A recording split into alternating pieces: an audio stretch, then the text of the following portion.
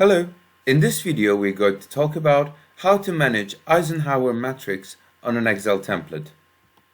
All you have to do is enter your tasks into database and choose if it is important and urgent from the drop-down lists, and once you do that it is going to be positioned in the accurate category. So let's give an example. Choose if it is important and urgent.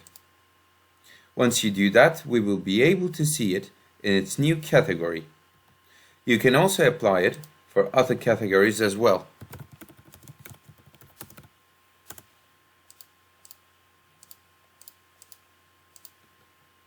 As you see, our new task 2 has been positioned in the not urgent category.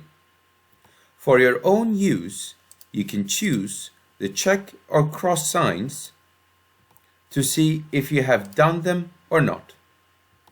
Once you choose the signs, you will be able to see your results as graphs just under the category boxes. I hope this video was informative enough. Thanks for watching.